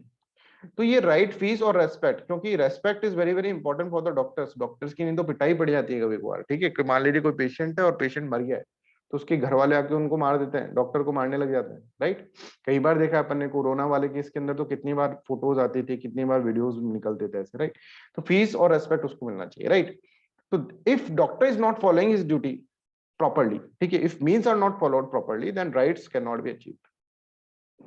तो गांधी जब ये बोल रहे हैं if one take care of the means, अगर डॉक्टर अपनी ड्यूटी को टेक केयर कर लेगा कि भाई मेरे को ड्यूटी करनी है, मेडिकल ट्रीटमेंट देना है, best medical treatment, end result will take care of itself automatically. End result जो होगा उसका फीस और उसका जो रेस्पेक्ट है वो ऑटोमेटिकली उसके पास आएगा। तो this is how Mahatma Gandhi is saying, right. और this is what deontological ethics is there. अच्छा, अब हम इसको है ना थोड़ा सा और बोलते हैं कि डॉक्टर का ड्यूटी क्या है, टू ट्रीट द पेशेंट, कि मेडिकल ट्रीटमेंट दे पेशेंट को, ठीक है। और डॉक्टर का राइट जो है that is to get respect as well as fees. Free में काम नहीं करेगा डॉक्टर। अच्छा, दूसरा केस अगर हम देखें पेशेंट का राइट क्या है, पेशेंट का अधिकार क्या है? पेशेंट का अधिकार ये है कि उसको मेडिकल ट्रीटमेंट अच्छा मिले, टू गेट मेडिकल ट्रीटमेंट, है to get medical treatment, best medical treatment उसको मिले। और यहां पर इसकी ड्यूटी क्या है? What is the duty? Duty ये है कि फीस दे, और हम यहां पर बोले कि फीस के साथ साथ रेस्पेक्ट दे। अब एक चीज देखिए, समाज के अंदर एक पर्सन की ड्यूटी, इसकी ड्यूटी, इसका अधिकार बना कि नहीं बना? देखिए ये ड्यूटी क्या है, मेडिकल ट्रीटमेंट देना, और यहां पे भी मेडिकल ट्रीटमेंट, राइट। तो duty of one will become the right of another. पहले अपन ने एक इंडिविजुअल पर्सन को देख लिया, डॉक्टर को, कि duty of doctor, if doctor followed his duty then he will get his rights, तब उसको रेस्पेक्ट मिलेगा, तब उसको फीस मिलेगी, जब उसको मेडिकल ट्रीटमेंट। अच्छा, अगर अब हम दोनों को एक साथ लेकर चल रहे हैं, अगर डॉक्टर का ड्यूटी डॉक्टर ने फॉलो नहीं करा तो right of patient will also get hampered. ये समझ में आ रहा है? If one is not performing his duty, ठीक है, if one is not performing his duty then right of the patient will get hampered. Is this clear? कि if doctor is not performing his duty then right is getting hampered. किसके? खुद के तो हो ही रहे हैं, इसके साथ साथ किसी और के भी हो रहे हैं। तो हम ऐसे कहें कि अगर हम अपनी ड्यूटी फुलफिल नहीं करते, अगर मैं अभी अच्छे से नहीं पढ़ा हूं, तो आप लोगों के राइट्स हैम्पर होंगे कि नहीं होंगे? बिल्कुल होंगे। मेरे तो होंगे ही। मेरे तो चलो ठीक है कि मेरे पास फीस नहीं आएगी, मेरे पास रेस्पेक्ट नहीं आएगा, पर आप लोगों के भी तो होंगे। तो we should follow our duty according to deontological ethics, according to Mahatma Gandhi, we should follow our duty because our duty is somebody else right, किसी और का अधिकार है कि अब मेडिकल ट्रीटमेंट दें, ये हमारी ड्यूटी है, ठीक है। और अगर हम नहीं देते हैं तो किसी पेशेंट का जो राइट होगा, अधिकार होगा, वो, ठीक है। इसी तरह से अगर मान लीजिए पेशेंट अपनी ड्यूटी को फुलफिल नहीं करता है तो उसको भी अपने अधिकार नहीं मिलेंगे और डॉक्टर को भी अपने अधिकार नहीं। तो किस हमारा खुद का तो नुकसान हो ही रहा है, किसी और का भी नुकसान हो रहा है। इंटरकनेक्टेडनेस ये मैं आपको इसके अंदर दिखाना चाहता हूँ। आई होप दिस इज क्लियर। तो ऐसा देखिए, राइट्स और ड्यूटीज को आप अलग अलग नहीं देख सकते कि ड्यूटीज को फॉलो नहीं करते, चलो चलो अधिकार अधिकार ले लेते हैं भाई मस्ती से, राइट्स ले लेते हैं सिर्फ सिर्फ। ये आप इस तरह से फॉलो नहीं कर सकते। You can not follow like this one कि आप क्या करें कि भाई हम ड्यूटी तो गई भाड़ में, हम राइट्स राइट्स के ऊपर फोकस कर लेते। दिस इज नॉट राइट, है ना। राइट्स और ड्यूटीज जो होंगी आपस में कॉम्प्लीमेंट्री होंगी, they are complementary with each other. Complementary का मतलब क्या है, if one follows his duty then his rights get secure, तब जाकर उसके राइट्स जो होंगे वो सिक्योर होंगे। ठीक है, right? I hope this is clear. Amir is saying the person who is following the integrity neither falls into the ethical dilemma. That is right. कि अगर मान लीजिए आपके पास इंटेग्रिटी की, क्या आप तो ऑनेस्टी कैसे हैं, बिल्कुल राजा हरिश्चंद्र हैं आप, ठीक है, आप सत्य ही बोलेंगे चाहे कुछ भी आ जाए, वेदर आपकी पूरी फैमिली बर्बाद हो जाए, कुछ भी हो जाए। तो अगर आपके अंदर इंटेग्रिटी है, ठीक है, तो आपको कोई प्रॉब्लम ही नहीं, एथिकल डिलेमा आना ही नहीं। आपको पता है कि मेरी ड्यूटी क्या है, मुझे वही करना है। अब इसके अंदर मेरी गर्दन कट जाए, मेरे पेरेंट्स की गर्दन कट जाए, मेरे बच्चों की गर्दन कट जाए, that doesn't matter at all. मेरी ड्यूटी है वो मेरे को फॉलो करनी है। तो अगर आप इंटीग्रिटी वाले हैं तो आपका तो एथिकल डिलेमा आना नहीं है। बट इन केस कि आपके दिमाग के अंदर एथिकल डिलेमा आता है तो आप क्या करें, जैसे अर्जुन, हम कहेंगे कि Arjun is not having the integrity. Integrity नहीं है, फैल गया अर्जुन, बोल रहा है कि नहीं लड़ पा रहा हूं मैं। भाई तुम्हारा काम है, तुम्हारी ड्यूटी है लड़ना, और तुम कह रहे हैं कि नहीं नहीं नहीं लड़ूंगा। क्यों? क्योंकि भाई सामने जो है ना आउटकम मेरे को अच्छा नहीं लग रहा। क्या आउटकम है? आउटकम ये है कि भीष्म पितामह खड़े हैं, उनको कैसे मारूं मैं, आचार्य द्रोण खड़े हैं, उनको कैसे मारूं। और मान लो मैं उनको मार देता हूँ, ठीक है, मान लो मैं मार देता हूँ, तो इसी लाइफ का क्या करूंगा, जीत के क्या करूंगा मैं। अच्छा, अर्जुन को एक सिचुएशन देते हैं, देखो एक बड़ा इंटरेस्टिंग केस हम बताए। अर्जुन को एक सिचुएशन देते हैं कि अर्जुन पलट कर देख, सारी सेना बदल गई, दुर्योधन है ही नहीं, अब मतलब सैनिक ही लड़ रहे हैं बस, ये दुर्योधन, भीष्म पितामह, ये कर्ण, ये सब चले गए, इनसे जीत जा बस।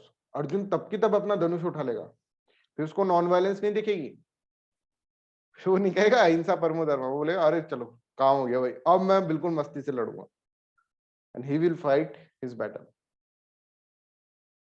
तो ये जो सिचुएशन है इसके अंदर आप देख रहे हैं कि rights and duties are complementary with each other.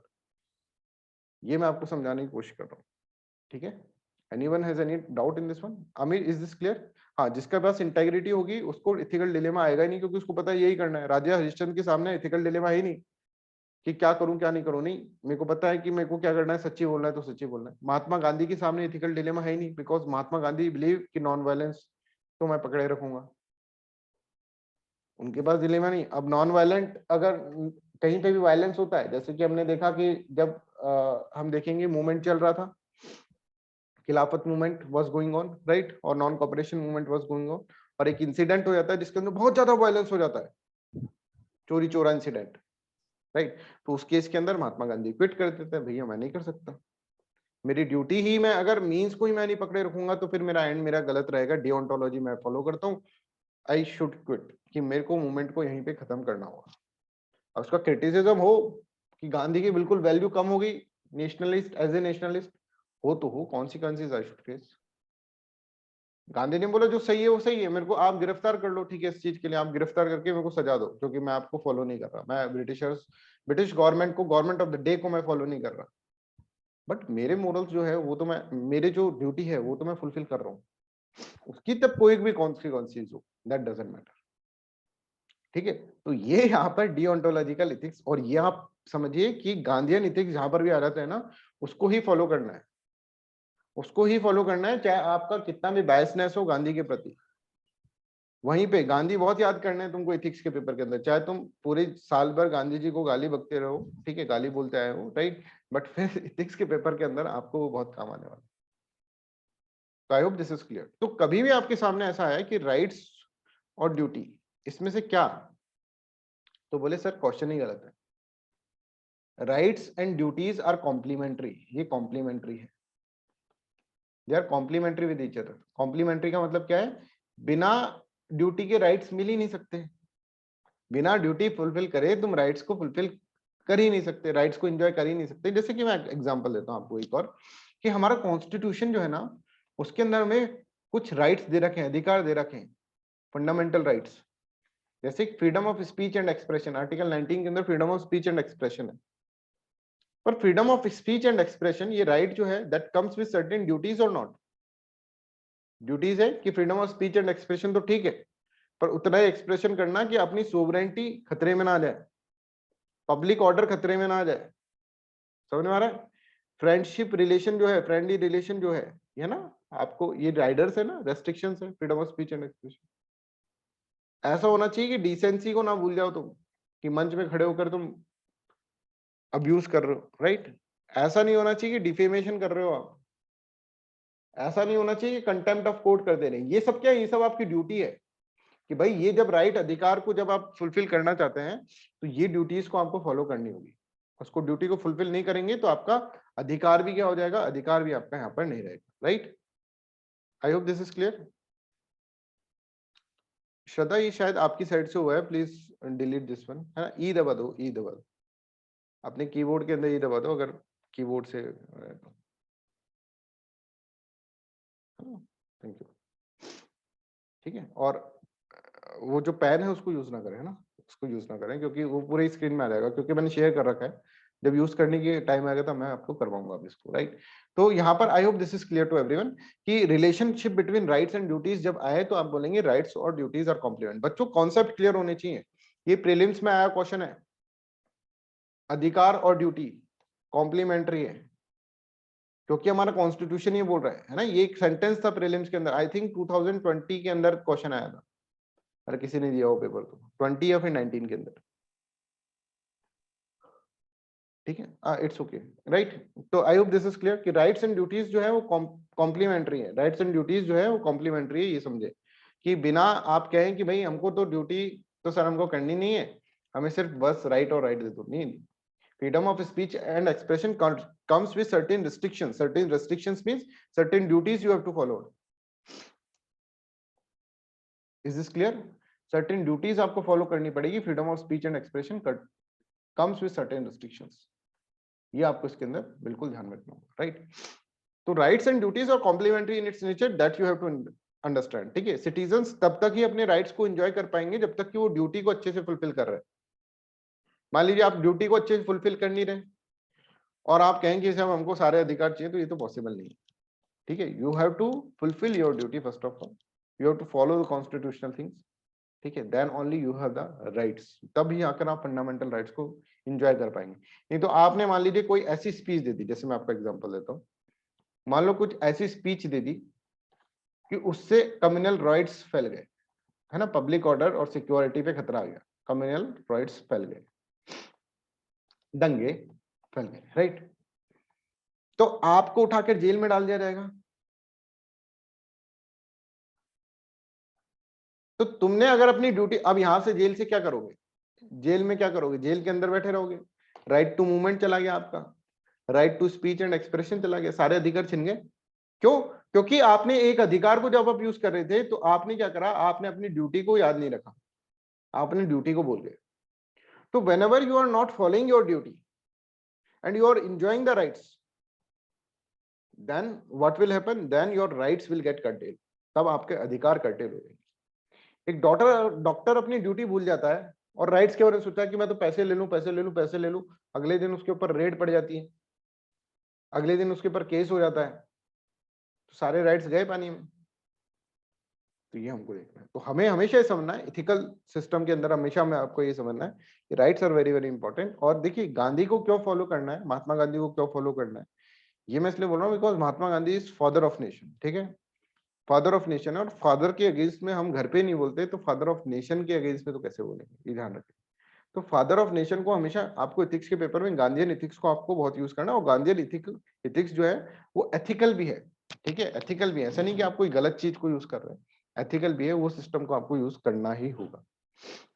ठीक है। तो whenever there is a case study, मैं आपको केस स्टडी करवाता हूँ, ठीक है। चलो कल एक केस स्टडी अपन रखते हैं, ठीक है, जिसके अंदर ये डिओन्टोलॉजी वाला सिचुएशन होगा। पूरी तो मैं आपको सॉल्व नहीं करवाऊंगा उसको, क्योंकि अभी अपन पूरा नहीं पढ़े, पर डिओन्टोलॉजी वाला सिचुएशन होगा कि क्या करना चाहिए आपको। You are in ethical dilemma, ethical dilemma में होंगे आप लोग, ठीक है, उस केस स्टडी को देखकर, और उससे फिर आपको रियलाइज होगा कि क्या करना चाहिए, ठीक है। तो देखो, राइट्स एंड ड्यूटीज और कॉम्प्लीमेंट्री, ये दोनों कॉम्प्लीमेंट्री होते हैं, ठीक है। ये आपको, citizen can enjoy their rights to the fullest when they are performing their duty fully, जब वो अपनी ड्यूटी फुली परफॉर्म कर रहे हैं तभी जाकर वो अपने अधिकार को, राइट्स को परफॉर्म कर पाएंगे fully. Otherwise rights will become meaningless, otherwise rights जो होंगे, अधिकार जो होंगे, वो मीनिंगलेस हो गए। Any doubt you can ask. एक बहुत इंपॉर्टेंट एग्जांपल और है इसका जो मैं आपको देना चाहता हूं, स्टेट और सिटीजन। स्टेट और सिटीजन,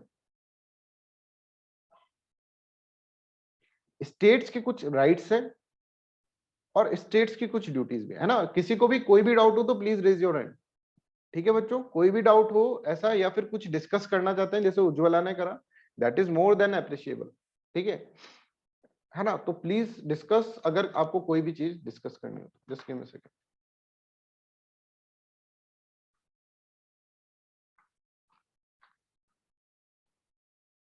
यस, तो स्टेट है और सिटीजन है, राइट। तो स्टेट के कुछ राइट्स हैं, स्टेट का कुछ अधिकार होता है। स्टेट मतलब जो गवर्नमेंट है, गवर्नमेंट ऑफ द डे, उसका कुछ अधिकार होता है कि वो जो चीज बोले, स्टेट जो चीज बोले, स्टेट जो चीज लॉ बनाए, उसको सिटीजन्स क्या करें, सिटीजन्स ओबीडियंस दिखाएं उसकी तरफ। ऐसा नहीं कि स्टेट कुछ कह रहा है और सिटीजन वापस सड़क पे। स्टेट कुछ कह रहा है, करने ही नहीं दे रहे, स्टेट को करने ही नहीं दे रहे, मोदी जी को काम ही नहीं करने दे रहे मान लो, ठीक है। तो इसका मतलब, तो स्टेट्स के कुछ राइट्स होते हैं। राइट्स का मतलब क्या होता है कि to get obedience from citizens, ये स्टेट के राइट्स है ना। पर ऐसा नहीं कि आप ऑटोक्रेटिक हो गए हैं। ओबीडियंस का मतलब कि सही बातों में तो कम से कम सिटीजन्स एग्री हो जाए कि जब स्टेट बोल रहा है, लॉ बना रहा है कि भाई देखो डॉरी इज नॉट राइट, तो सिटीजन्स को क्या करना चाहिए, ओबीडियंस दिखाना चाहिए, एलिजियंस दिखाना चाहिए स्टेट की तरफ, एलिजियंस, ठीक है। राइट्स इसके ये है, राइट। और ड्यूटी क्या है, ड्यूटी इनको ये है कि ड्यूटी है सिटीजन्स के राइट्स देना, सिटीजन्स को राइट्स प्रोवाइड करना और उसके राइट्स को प्रोटेक्ट करना। Duty of is provide security, तो सिक्योरिटी प्रोवाइड करें, प्रोटेक्शन प्रोवाइड करें, ठीक है। कि कल चाइना ने आकर युद्ध कर दिया तो हमको ऐसा नहीं होना चाहिए कि स्टेट बोले कि भाई लड़ लो खुद ही, अपने घर से चाकू वाकू लिया और लड़ लो खुद ही, ऐसे नहीं। स्टेट को हमको प्रोटेक्शन करना पड़ेगा, स्टेट की ड्यूटी है, ठीक है। स्टेट्स को हमको राइट्स देने पड़ेंगे, socio economic rights, political rights, ये स्टेट्स को हमको देने होंगे, ठीक है।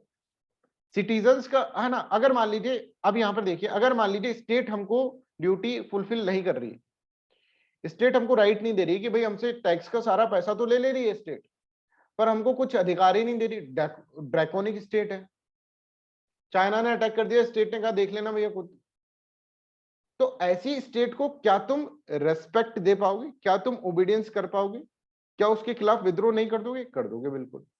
तो if state is not following his duty then his right can not be secure.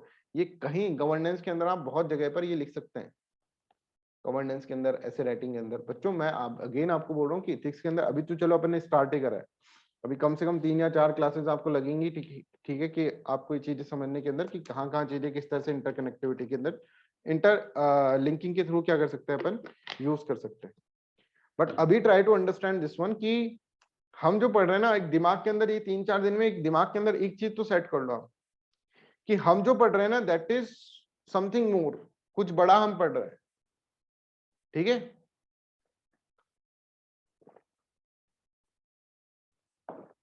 That is something more का मतलब क्या है, कुछ बड़ा हम पढ़ रहे हैं, मतलब कि कुछ इथिक्स के अलावा भी हम पढ़ रहे हैं। 200 प्लस मार्क्स का जीएस के अंदर हम कवर कर लेंगे, ऐसे राइटिंग के अंदर यूज करेंगे उसको, जीएस पेपर 1, 2, 3 इसके अंदर हम यूज करेंगे, ऐसा भी दिमाग करो। तो हम ये समझ गए स्टेट्स के राइट्स जो है वो तभी फुलफिल होंगे जब उसकी वो ड्यूटी अच्छे से करेगा, है ना। और इसी तरह से हम देखें सिटीजन्स के राइट क्या है, सिटीजन्स के राइट्स हैं सो सिविल राइट्स, ठीक है, पॉलिटिकल राइट्स जो होते हैं, और सोशो इकोनॉमिक राइट्स, ये मिले उसको, ठीक है। और उसकी ड्यूटी क्या है, उसकी ड्यूटी ये है कि वो ओबीडियंस दिखाए स्टेट की तरफ, टैक्स वैक्स पे करे, ठीक है, एलिजेंस दिखाए, ये इसकी। अगर स्टेट अपने राइट्स को फुलफिल नहीं करता है तो है ना, अपनी ड्यूटीज को फुलफिल नहीं करता है, तो आप देखेंगे कि यहाँ पर राइट्स जो होंगे सिटीजन्स के वो हैम्पर हो जाएंगे। वहीं अगर सिटीजन्स हमारी ड्यूटी को फॉलो नहीं कर रहे हैं तो rights of states will get hamper. बिल्कुल क्लियर कट आपको अंडरस्टैंड करना चाहिए। I hope this is clear to everyone. Any doubt? Yakub, any doubt? Ujjwala, Aditya, Shraddha, Ujjwal, any doubt please ask. ठीक है, तो हमें ये चीज देखनी है, हमें ये देखना है कि राइट्स एंड ड्यूटीज कॉम्प्लीमेंट्री है। Citizens can enjoy their rights to the fullest when they are performing their duty fully, otherwise their rights will become meaningless. जब वो ड्यूटी फुलफिल नहीं कर रहे तो उनके राइट्स होंगे, अधिकार होंगे बच्चों, वो मीनिंगलेस हो जाएंगे। ठीक है, राइट ऑफ स्टेट क्या है? स्टेट का राइट है टू गेट एलिजेंस और obedience from the citizens. Duty of citizen क्या है? To show their allegiance toward the state. अगर सिटीजन्स अपनी ड्यूटी फुलफिल नहीं कर रही तो स्टेट अपनी ड्यूटी कैसे फुलफिल करेगी? स्टेट कैसे प्रोटेक्ट करेगी इनको? स्टेट कैसे इनको राइट्स प्रोवाइड करेगी जब यही अपनी ड्यूटी फुलफिल नहीं कर रहे? है ना, तो अब जब आप स्टेट कैसे आपको राइट्स प्रोवाइड करेगी जब आप अपनी ड्यूटी फुलफिल नहीं कर रहे? That is important. तो अगर स्टेट फेल टू प्रोटेक्ट हो जाती है कि मान ली चाइना ने अटैक करा, स्टेट बोलती है कि भैया मैं तो कुछ नहीं कर सकती, सॉरी। ठीक है, तो state fail to protect, then citizens will obviously citizen will not show their allegiance and obedience toward the state। ठीक है, तो यहां पर देखिए, if state fails to protect and promote individual welfare और इंडिविजुअल का वेलफेयर नहीं कर रही, उसको सोशियो इकोनॉमिक राइट्स नहीं, it will fail to command its obedience। On the other hand, if individual does not act according to his obligation, he will cause failure to the state that protect and promote his right। है ना, अगर मान लो citizens सारे दिन भर state के against में रहेंगे तो जो स्टेट उनको प्रोटेक्ट कर रही है वो कैसे प्रोटेक्ट कर पाएगी? अगर मान लो आप स्टेट के खिलाफ हथियार उठा लेते हैं, आप ओबीडियंस दिखाए नहीं, आप नक्सलाइट्स बन जाते हैं, तो स्टेट कैसे आपको प्रोटेक्ट कर पाएगी? स्टेट अपनी ड्यूटी कैसे फुलफिल कर पाएगी? जब आप अपने अधिकार नहीं फुलफिल कर पाएंगे तो स्टेट अपनी ड्यूटी भी फुलफिल नहीं कर पाएंगी। अगर आप टैक्स नहीं दे रहे हैं और आप सोचे कि हमारे घर के सामने बिल्कुल सुंदर सी रोड बन जाए, तो that is not right. You have to pay your tax, then only your right will get protected। this is the phenomena। ठीक है, ये आपका है जिसको अपन डिओन्टोलॉजी कह रहे हैं। अगर हम देखो शॉर्ट में बताते हैं, अगर हम सभी इंसिस्ट करें हमारे राइट्स के ऊपर कि हमें तो अधिकार मिलने चाहिए, अधिकार मिलने चाहिए, अधिकार मिलने चाहिए, बिना ड्यूटीज के इग्नोर कर दे पूरी ड्यूटीज को, तो सोसाइटी के अंदर बहुत ही बड़ा एक कंफ्यूजन हो जाएगा। क्योंकि आप जब अपने अधिकार को यूज कर रहे हो और ड्यूटी को नहीं कर रहे, तो किसी के और के अधिकार छिन रहे हैं। तो डॉक्टर ऐसे बोले कि मैं अपने अधिकारों को यूज करूंगा, उसमें को फीस दे जाओ, पेशेंट को ट्रीट करना है, पेशेंट को तो मैं ऐसे 2 मिनट में ऐसे करके भगा दूंगा, राइट? तो क्या हो जाएगा? सिस्टम के अंदर क्यूस हो जाएगा सोसाइटी। तो हमें हमारी ड्यूटी फुलफिल करनी चाहिए। अगर सब इंसान, सारे सिटीजन्स ये समझ ले कि हमारे ड्यूटी हमको फुलफिल करनी चाहिए, देन व्हाट विल हैपन? तब ये होगा कि हमारी ड्यूटी अगर हमको फुलफिल करनी चाहिए, ये हमको अगर समझ में आ जाता है, तो व्हाट विल हैपन कि सोसाइटी अच्छे से चल जाएगी। अब इसको मैं कर रहा हूं करंट अफेयर से लिंक। ठीक है, एक मैंने तुमको अभी परसों ही पढ़ाया था। ठीक है, अगर आप इंडियन एक्सप्रेस देख रहे हैं, इंडियन एक्सप्रेस एनालिसिस सब देखें, फ्री ऑफ कॉस्ट आपको प्रोवाइड किया जा रहा है यूट्यूब चैनल पे। मैंने आपको पंच प्राण ये बताया था, और उसके अंदर लास्ट वाला क्या था बताएं? 5th नंबर का क्या था? Sense of duty, follow your duty. Yes Deepti, sense of duty was there. तो आप ये डिओन्टोलॉजी के अंदर ये और ऐड कर सकते हैं, है ना? मैं इसमें लिख कर दे दूंगा आपको, अभी तो मैंने लिखा नहीं है, मेरे को भी याद है, राइट? कि सेंस ऑफ ड्यूटी जो है कि पंच प्राण में से एक प्राण जो है वो किसने, प्राण शक्तियों के अंदर से एक प्राण शक्ति इंडिपेंडेंस डे के अंदर किसने बोला? हमारे प्राइम मिनिस्टर जी ने बोला, प्रेजेंट प्राइम मिनिस्टर ने, कि सेंस ऑफ ड्यूटी हमारे अंदर होना चाहिए। सेंस ऑफ ड्यूटी का मतलब यही चीज है, डिओन्टोलॉजिकल इथिक्स के बारे में बात कर रहे हैं। ऐसे हम इथिक्स के पेपर को कैसे लिंक करते हैं? करंट अफेयर से लिंक करते हैं। ठीक है, और वो आपकी कॉपी के अंदर एक बहुत ही सुंदरता लेकर आएगी। अगर आप ये रटा रटाया लिख देंगे ये सब चीजें, ठीक है, उसके अंदर भी आपको एग्जाम्पल, जैसे अपना जो है ये बिल्कुल ऐसा लगेगा नहीं अगर आप ये चीज लिखेंगे, जैसे आप एग्जांपल दे देते हैं कि टीचर और स्टूडेंट का, ये स्टेट और सिटीजन का, तो वो देख रहा है कि भाई क्लैरिटी के अंदर इसके पास चीजें हैं। आप उसके साथ ही करंट अफेयर्स भी डाल देते हैं, यही तो चीजें आपको डिफरेंशिएट करती हैं। करंट अफेयर्स की चीजें डाल देंगे कि देखो पंचप्राण के अंदर हमारे प्राइम मिनिस्टर भी फोकस करे थे सेंस ऑफ ड्यूटी के ऊपर, ठीक है। और ये ही तो चीज है, अगर हम डिओन्टोलॉजिकल इथिक्स को देखें तो वो गीता का जो उपदेश दिया है कृष्ण ने, बहुत इंपॉर्टेंट, कि डू योर कर्मा, कि कर्म करते रहो और फल की चिंता ना करो। वो यही तो है कि एंड को मत देखो, सिर्फ और सिर्फ कर्म करो, जिसको हम प्यार से क्या बोलते हैं, निष्काम कर्म। निष्काम कर्म का मतलब क्या होता है कि आप निष्काम कर्म कर्म, ये है डिओन्टोलॉजिकल एथिक्स। अगर एक वर्ड के अंदर बोला है, मतलब आप कर्म करिए ना, निष्काम मतलब किसी आउटपुट को सोचकर मत करें, आप अपने कर्म के ऊपर फोकस करें। आउटकम जो होगा वो अपने आप आएगा। आप सिर्फ अपने कर्मा के ऊपर फोकस करें, ठीक है, अपने जिसके ऊपर, इथिक्स के ऊपर, अपने ड्यूटी के ऊपर फोकस करें, then your result automatically will come. I hope this is clear. There is some student जो Redmi Note 5 यूज कर रहा है ना, जिसका नाम नहीं आ रहा है, कौन है वो, एक बार बताएं प्लीज।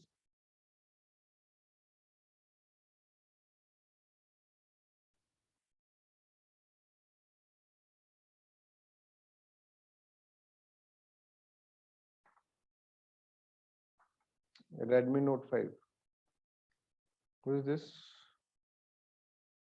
चैट में लिख दे या फिर बोल दे, अगर बोल नहीं पा रहे हैं तो चैट में लिख दे, ठीक है। तो एक चीज है कि ये जो कृष्ण बोल के देते, do your duty without any expectations of fruit, that is known as what, that is known as nishkam karma. उसको अपन क्या बोल रहे हैं, उसको हम निष्काम कर्म बोल रहे हैं, और दिस इज द डिओन्टोलॉजिकल एथिक्स। ये डिओन्टोलॉजिकल एथिक्स है। तो डिओन्टोलॉजिकल एथिक्स के अंदर हमने ड्यूटी बेस्ड एथिक्स है, हमने इसके अंदर राइट्स और ड्यूटीज के बीच में रिलेशनशिप पढ़ा। हम यहाँ पर किसको लेकर आए, गांधी को भी लेकर आए, और गांधी का एक हमने स्टेटमेंट पढ़ा कि अगर आप अपने राइट्स को फॉलो करेंगे then your duties will be followed automatically. If sorry, अगर आप अपने ड्यूटीज को follow, if one take care of his duty, अगर उसकी अपनी ड्यूटीज को टेक केयर करेगा, then the rights will come automatically. Rights जो हो जाएंगे वो अपने आप आ जाएंगे, और rights will take care of itself. ये अपन ने इसके अंदर पढ़ा, ठीक है। तो अभी तक कोई डाउट है तो ये बताएं। ये हो गया डिओन्टोलॉजिकल, मतलब हम जो बड़ा टॉपिक पढ़ रहे थे वो पढ़ रहे थे कि डायमेंशन ऑफ एथिक्स। ये हम आपको बार बार इसलिए बता रहे हैं जिससे आपके दिमाग के अंदर ऐसे कैसे बैठना चाहिए ये सब चीजें, ठीक है। Dimension of ethics we are dealing with. Dimension of ethics के अंदर पहला डायमेंशन जो था दैट इज मेटा एथिक्स। और मेटा एथिक्स को अगर आप देखेंगे, चार चीजें हमने इसके अंदर पढ़ी। पहली जो है दैट इज इगोइज्म, ठीक है, दैट इज सेकंड जो है जो हमने पढ़ा दैट इज एल्ट्रुइज्म, राइट। तीसरा हमने पढ़ा इमोशन, और चौथा हमने पढ़ा रीजन। ये मेटा एथिक्स हो गया। दूसरा जो डायमेंशन है एथिक्स का that is known as what, that is known as normative ethics. और नॉर्मेटिव एथिक्स के अंदर अगर हम देखेंगे तो that is what, that is sorry normative ethics बोल रहा हूँ, दैट इज हाँ यस नॉर्मेटिव एथिक्स। और नॉर्मेटिव एथिक्स के अंदर हम देखेंगे तो इथिकल डिलेमा को कैसे डील किया जाए, ये नॉर्मेटिव एथिक्स के अंदर बताया जाता है ना। तो पहला अप्रोच जो है इसका डिओन्टोलॉजिकल अप्रोच है, डिओन्टोलॉजिकल अप्रोच, जिसके अंदर बोला है कि duty based ethics. Duty based ethics, duty को आपको फोकस रखना है, ठीक है। Your you have to follow your means, ठीक है। जैसे कि गांधीयन एथिक्स भी बोलते हैं इसको, क्योंकि गांधी भी हमेशा कहते थे कि अपने मीन्स के ऊपर फोकस करो तो एंड अपने आप मिल जाएगा, ठीक है। कृष्णा भी बोल के गए निष्काम कर्म के फॉर्म के अंदर। हमने देखा इसको, मीन्स को हम ड्यूटीज भी बोल सकते हैं, और एंड्स को राइट्स भी बोल सकते हैं, अधिकार भी बोल सकते हैं। और हमने राइट्स और ड्यूटीज के बारे में रिलेशन भी देखा डिफरेंट डिफरेंट एग्जाम्पल्स। तो अभी तक किसी को कोई डाउट है तो आप यहाँ पर समझे। पहला मेटा एथिक्स था, दूसरा नॉर्मेटिव एथिक्स था। नॉर्मेटिव एथिक्स के अंदर पहला पॉइंट अपन पढ़ रहे हैं, ए पॉइंट, डिओन्टोलॉजिकल एथिक्स।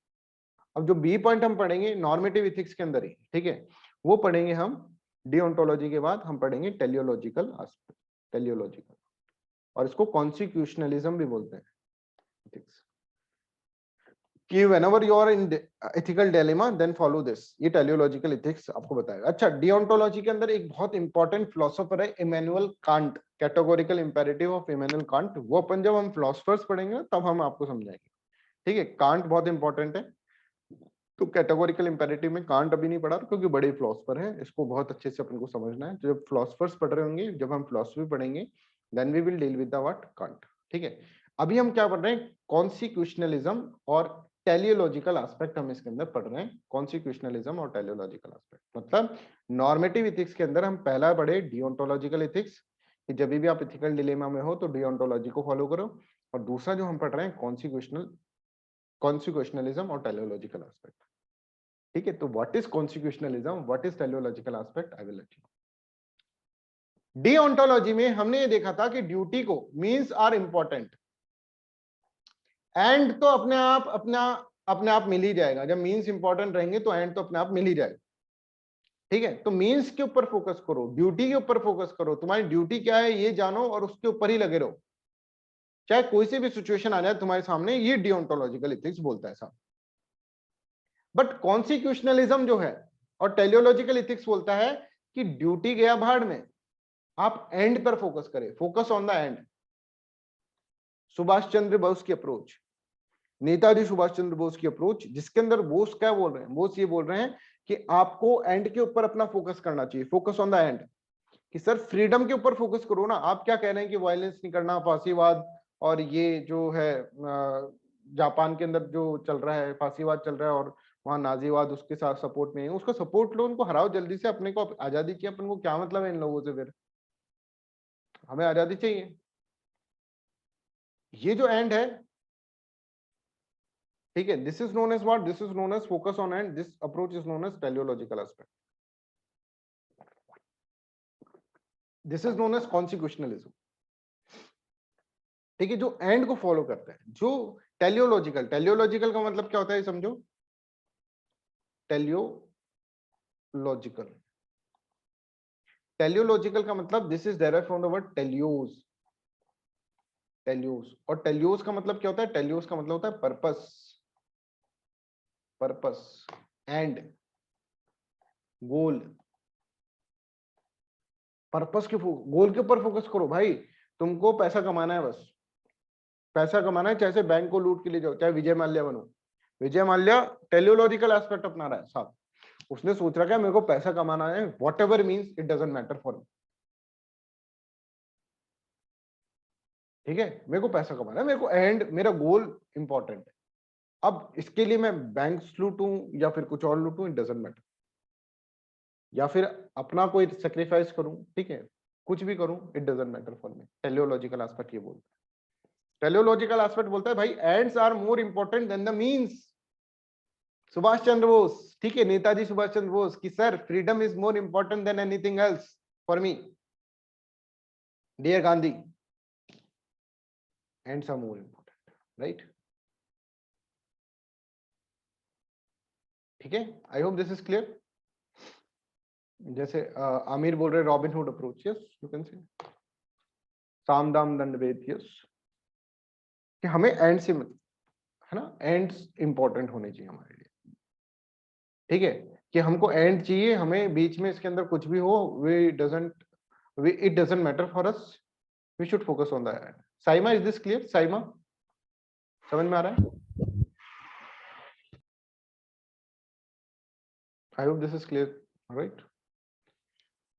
तो यहां पर आप देखिए कि ये चीज अपन को इसके अंदर देख, कॉन्स्टिट्यूशनलिज्म और टेलियोलॉजिकल के अंदर क्या है, एंड के ऊपर फोकस करेंगे आप। You have to focus on the ends, ends are more important than the means. जैसे मैं एक एग्जांपल देता हूं आपको, एग्जांपल से क्या होता है, एग्जैक्टली नॉलेज तब की तब समझ में आ जाती है ना, जो डेफिनेशन होगा तब की तब। जैसे मैंने गांधी का एग्जांपल दिया आपको, बोस का एग्जांपल दिया, ठीक है, मैंने आपको जेडीपी वाला एग्जांपल दिया, राइट? ये एग्जांपल से क्या होता है, एग्जांपल से हम एग्जैक्टली एकदम से वो चीज समझ जाते हैं। और इथिक्स के अंदर अगर आपको सिर्फ मैं चीजें पढ़ाता हूँ और एग्जांपल नहीं दूं ना, तो that will create problem for you, right? कि इसमें फिर समझ में नहीं आएगा। मान लीजिए कि हम ऐसे बात करते हैं कि 4 पेशेंट्स हैं, है ना, 4 अलग अलग पेशेंट्स हैं, दिखने में एक जैसे लग रहे हैं, चारों अलग है, राइट? और यहाँ पर ये डॉक्टर है, और इसके अंदर ये मान लीजिए इस पेशेंट का, मान लीजिए है ना कि इसका लीवर खराब है, मान लीजिए इस पेशेंट की किडनी खराब है, ठीक है, इस पेशेंट का हार्ट खराब है, वाइटल ऑर्गन है, हार्ट खराब है, ठीक है, और इस पर्सन का मतलब कुछ भी कर लेते हैं अपन, लंग्स खराब है समझ लेते हैं, 4 पर्सन आए हैं, चारों अलग अलग हैं, एक का लिवर खराब है, एक का किडनी खराब है, एक का हार्ट खराब है, एक का लंग खराब है।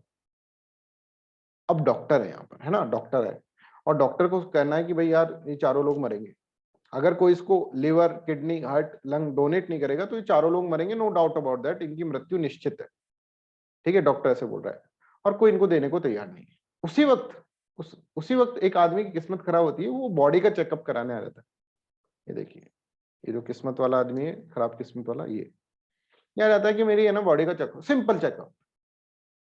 अब यहाँ पर अगर डॉक्टर जो है, ठीक है, डॉक्टर की शक्ल नहीं है, मान लीजिए डॉक्टर है, ये डॉक्टर जो है, अगर मान लो ये डॉक्टर, अगर ये डॉक्टर जो है ये टेलियोलॉजिकल अप्रोच अपनाएगा तो उसको क्या दिखेगा कि आउटकम शुड मैटर। ठीक है, greatest happiness for greatest number. ठीक है, कि अगर मैं इसके ब्रेन ले लेता हूं और इसको दे दे, इसका लंग ले लेता हूं, उसको दे देता हूं, इसकी किडनी ले लेता हूं इस पर्सन की और इसको दे देता हूं, ठीक है, इसका हार्ट लेकर इसको दे देता हूं, ठीक है, और इसका लंग हो गया, किडनी, हार्ट और जो भी है, जैसे मान लीजिए ब्रेन लेकर इसको दे देता हूं, तो मैं 4 लोगों को बता दूंगा, 4 लोगों को मैं बचा लूंगा, एंड जो है ना, end result will be good.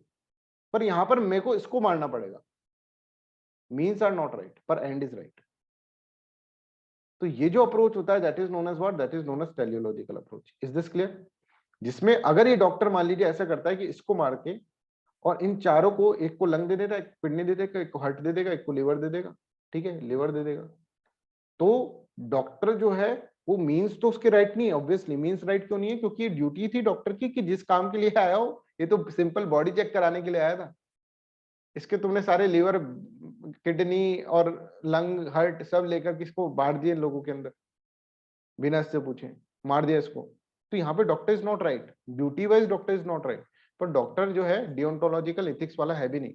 Doctor के पास डिलेमा था यहाँ पर, अगर आप यहाँ पर देखेंगे doctor is having the dilemma, यार 4 लोगों को बचाऊं कि क्या करूं, किसके साथ धोखा करूं, either I should save the 4 people और इसके साथ धोखा करूं मैं। डॉक्टर के पास ये एथिकल डिलेमा में है, चारों लोग मर जाएंगे, 4 लोग मर जाएंगे यार।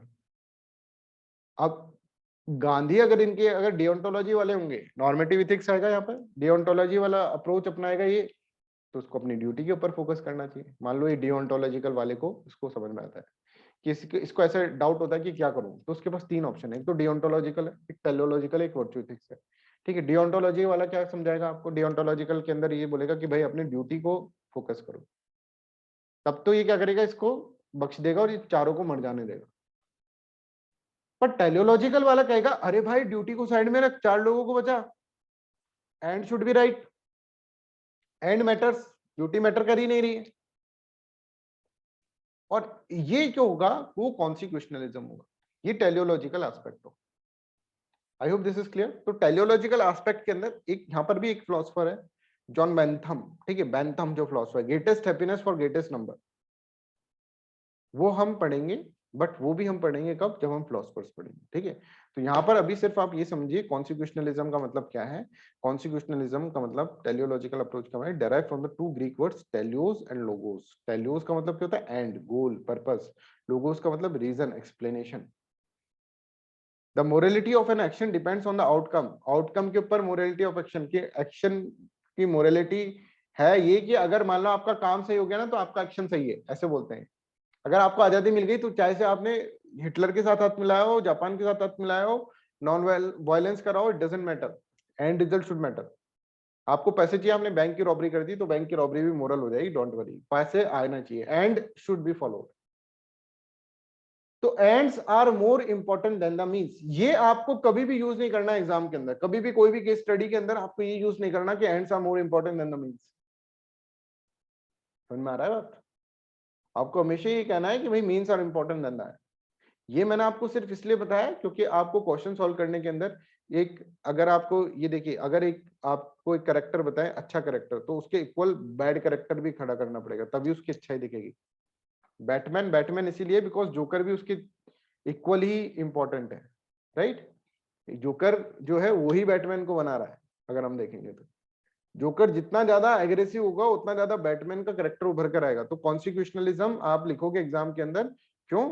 Because you have to prove that deontology is important. हाँ, बिल्कुल सही समझे Saima. Saima is saying, sir, we can say that in teleological approach wrong means can be justified if ends are good. बिल्कुल सही बात है, एंड पे ही फोकस करना है, एंड मिल जाए बस तो रॉन्ग मीन्स को भी. अब विजय माल्या कहेगा कि यार तुम मेरे को बेवकूफ बोलते हो, मैं देखो कितना आराम से लंदन में रह रहा हूँ, आराम से मेरे पास कितने करोड़ रुपए हैं, और तुम देखो कैसे यहाँ पे मीन्स को पकड़ कर बैठे हो सारे के सारे, खाने के पैसे नहीं तुम्हारे पास. तो वो कहेगा मेरा जस्टिफाई है भाई, मेरा ठीक है. तो ये है, ये टेलियोलॉजिकल एस्पेक्ट है. I hope this is clear. Anyone has any doubt you can ask me. Yes Ujjwala please. Sir ये हम यूथनेशिया के केस में कैसे डिफेंड करेंगे, कौन सा अप्रोच से? यूथनेशिया का case is a applied ethics. ठीक है, यूथनेशिया का केस जो होगा ना वो अप्लाइड इथिक्स के अंदर अपन देखेंगे. Applied ethics that is controversial. ठीक है, देखो मैं दिखा देता हूँ, आगे मैं पढ़ाने वाला हूँ यूथनेशिया का, मैं नेक्स्ट क्लास के अंदर अगर मैंने इसके अंदर रखा होगा.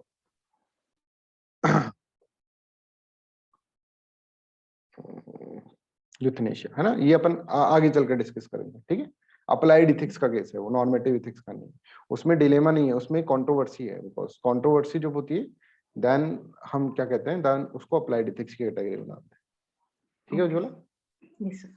कल की क्लास में अपन उसको डिस्कस करेंगे. तो I hope this is clear to everyone कि यहाँ पर ये सब चीजें क्लियर हैं कि टेलियोलॉजिकल एस्पेक्ट क्या है और डियोंटोलॉजिकल एस्पेक्ट क्या है, हमें क्या फॉलो करना है, डियोंटोलॉजिकल एस्पेक्ट क्यों इंपॉर्टेंट है, ये सब चीजें आपको इसके अंदर समझ में आ रहा होगा. राइट, तो आज का क्लास अपन यहीं तक रखते हैं. कल अपन वर्चुअल इथिक्स को कंप्लीट करेंगे, फिर हम अप्लाइड इथिक्स पढ़ेंगे. अप्लाइड इथिक्स के बाद फिर हम जो पढ़ेंगे आगे चलकर वो पढ़ेंगे हम डिस्क्रिप्टिव इथिक्स, और फिर ये इथिक्स का पूरा डायमेंशंस खत्म होगा कल की क्लास के अंदर. फिर हम परसों क्लास के अंदर से नया टॉपिक स्टार्ट करेंगे. यस उज्ज्वल. सर वैल्यूज और मॉरल्स के बीच क्या डिफरेंस होगा? अभी वो आगे चलकर पढ़ेंगे. ठीक है, वो उसको अभी अपन यहाँ पर नहीं लाएंगे, आगे चलकर हम पढ़ेंगे. Right, okay sir, okay, thank you. Topic आएगा तब हम डिस्कस करेंगे. Okay sir. ठीक है, so that's all for today's class. Thank you so much. आपका पीडीएफ्स और वीडियो आपको मिल जाएगा. Is Aamir want to ask something? Sir आपने अभी कहा ना कि जो यूटिलिटेरियन प्रिंसिपल है ये कभी फॉलो नहीं करना इथिक्स के स्टडी में. हाँ. सपोज सर ट्राइबल पीपल को डिस्प्लेस करना है, आपको वहां पे डैम बनाना है in order to help the large number of people. What should we do at that time? Dam बनाना है तो यहाँ पर आपका क्या होगा, ड्यूटी जो होगा. राइट, ड्यूटी क्या है, आप क्या हो, मतलब उसके अंदर इंजीनियर हो, डीएम, बिल्कुल है ना. हाँ, एज ए डीएम सर. हाँ, अब आप इसके अंदर यहाँ पे देखेंगे आपको डैम बनाना है तो डैम बनना चाहिए. ठीक है, डैम से बहुत सारी चीजें आपको क्या होगा, फुलफिल होगा. और पर यहाँ से बहुत सारे लोगों को खाली करना पड़ेगा, क्योंकि डैम की जितनी ऊंचाई होती है ना बच्चों, उतना एरिया सबमर्ज होने की संभावना रहती है कि अगर डैम टूटा तो वो पूरा एरिया सबमर्ज हो जाएगा, तो उसको खाली कराना पड़ता है पहले उसे. अब यहाँ पर खाली कराना होगा तो यहाँ पर आपको देखा जाएगा कि यहाँ जो लोग रह रहे हैं उनको रिहेबिलिटेट करना पड़ेगा. तो यहाँ पर आप एक डिलेमा में ये है कि भाई डैम बनाना है या फिर इन लोगों को कैसे करें, मतलब ये लोग यहाँ से छोड़कर जाएंगे तो यहाँ पर दिक्कत होगी.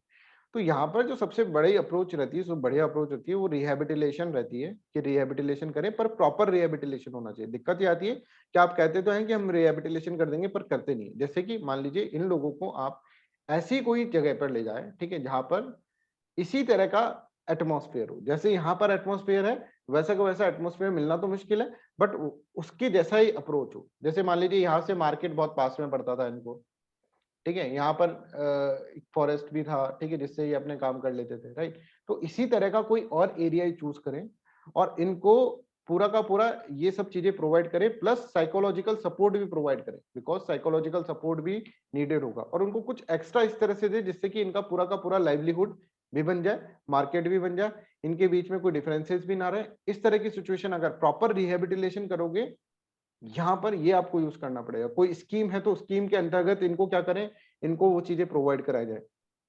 समझ में आ रहा है, एम्प्लॉयमेंट प्रोवाइड कराया जाए. इस तरह का अप्रोच आप करें, क्योंकि ये इनको अपनी जमीन खाली करके दूसरी जमीन में रहना very important, very difficult task. But अगर आप उनको इस तरह का ऑप्शन देंगे तो कोई भी डिनाई नहीं करेगा और रिहेबिलिटेशन प्रॉपर होगा, then there will be no problem. Displacement में प्रॉब्लम, रिहेबिलिटेशन में प्रॉब्लम ये होता है कि आप बोल तो देते हैं यहाँ पे ले जाएं, पर ले जाके उनको कहीं खंडर में पटक देते हैं. आमिर, बिल्कुल सर। है ना? तो यहाँ पर ये अप्रोच होना है, क्योंकि dam is also equally important और ये लोग भी इक्वली इंपॉर्टेंट है। कि तो डैम सर नहीं होगा तो हमको फिर इलेक्ट्रिसिटी कहाँ से जनरेट होगी? ठीक है, डैम नहीं होगा तो फिर पीने का पानी कहाँ से आएगा, राइट? हम रिवर को कब वाटर को यूटिलाइज नहीं करेंगे तो कहीं ना कहीं बाढ़ आएगी, कुछ लोग मर जाएंगे उधर, तो उस पानी को इधर लेकर आना पड़ेगा हमें। Yes Aamir please. Sir this means to some extent we are tilting towards Bentham approach, है ना सर?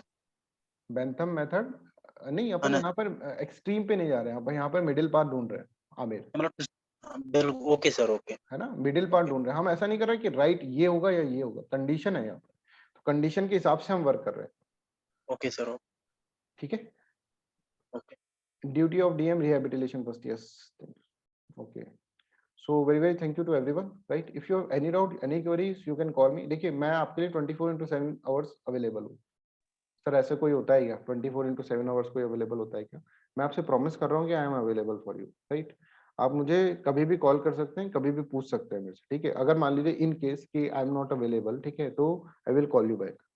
तो प्लीज ट्राई टू अंडरस्टैंड, ये अधिष्ठान आईएएस आप ही लोगों के लिए बनाया है, तो इसको पूरा का पूरा आप यूटिलाइज करें, ठीक है?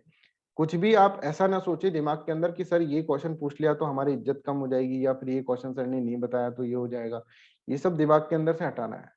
डाउट आपके क्लियर होने चाहिए। अभी ये सभी पॉइंट्स जो होंगे वो केस स्टडीज के अंदर आएंगे। कल मैं ये केस स्टडीज ढूंढ के लाता हूँ जो कि इससे रिलेटेड है, इस टॉपिक से, उसको हम थोड़ी सी डिस्कस करेंगे ना, थोड़ी सी, पूरी प्रॉपर तो नहीं कर पाएंगे, ठीक है? So that's how we have to understand.